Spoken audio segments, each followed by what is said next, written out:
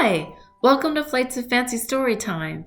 I'm Anne from the National Air and Space Museum, and I'm here to bring some of our museum stories to you. Today, I'm thinking about pilots and small planes. When you think about a pilot who flies an aircraft for their work, you probably think about a big plane that people use to travel. Some pilots fly small planes, like this Cirrus SR-22 in the Thomas Haas We All Fly Gallery in our museum in DC. And some use them for very helpful jobs. There are pilots who take supplies, like food and water and medicine, to places that have suffered a natural disaster like a hurricane or fire.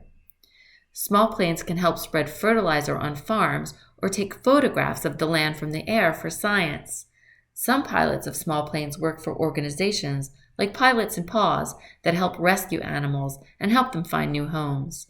Here's a story about that. Once upon a time, there were 3 friends. They were Millie, Ruth, and Lou. One day, the friends were having a tea party, and Lou told them that she had very exciting news.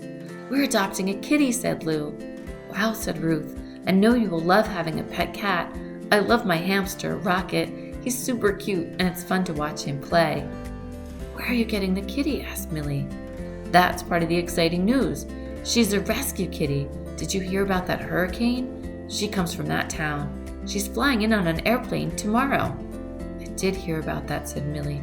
"It's so sad that animals lose their homes in a storm." "Yes," said Lou. "Our kitty's in a shelter there, but they don't have enough room to keep her there, so they're flying her here to us." "Do you have a name picked out yet?" asked Ruth. "I like Astro, or maybe Jelly Bean." "I don't know yet," said Lou. "Would you like to come to the airport to pick her up with us? It's close by at the small airport. We're going tomorrow morning." "Yes," said Millie and Ruth at the same time, and they gave each other a high five. The next day, the friends piled into Lou's family minivan with Lena and Roger. Lou had a cozy cat carrier ready with a soft towel and a new toy inside. They drove to the small airport and went inside to check in and find out where to go. There was a lady holding a computer tablet there at the reception area. Lena asked her where they should go. She tapped on her tablet and said, "Ah, yes, Lucky Paws Rescue. You can go to hangar number 2. They'll be landing soon." They all walked out to the hangar to wait for the plane. There was a woman there with a clipboard. She said, "Hi, I'm Lucy. I volunteer for Lucky Paws Rescue. You're the family adopting the lucky kitty?" Then they saw a small white airplane with blue and red stripes coming down towards the runway from the sky. After the plane landed, a man with a bright yellow vest on helped to guide the plane, and it roared to a stop. It taxied slowly toward the hangar. When the plane stopped, the door opened, and the pilot hopped out along with another man. They both waved and started taking carriers out of the plane. There were 3 dogs and 1 cat. Lucy said, "That's your kitty. I'm taking the dogs to foster homes." She began carrying the dogs to her car. They all walked up together to take a look. Inside the carrier was a small black cat. Roger opened the carrier and Lena took the cat out. Then Lou opened the carrier that they brought along and put the little black kitty inside. Lou said, "I feel lucky, and you're lucky too. You're going to like living with us. Hey, that's what we'll call you, Lucky." Lucky said, "Meow," and then she settled down into her soft towel and put her paw over her new toy. "Hi, Lucky," whispered Millie. "You can be our friend too," said Ruth. "What a lucky day at the airport," said Lou. It's craft time.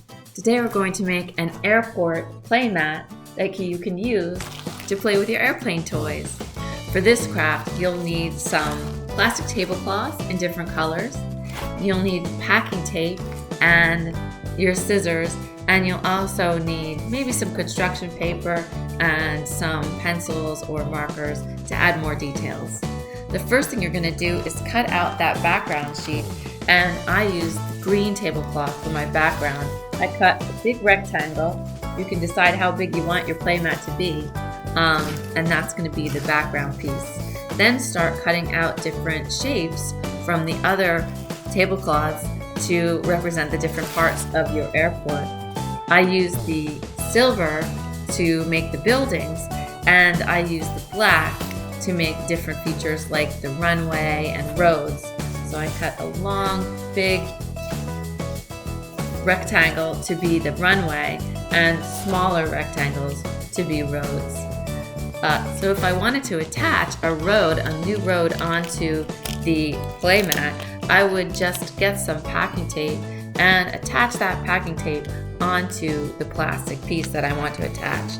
And then I can put it right where I want it to be. Say I want a road to go between these two buildings. I might just lay it down right there. And okay, that looks pretty good.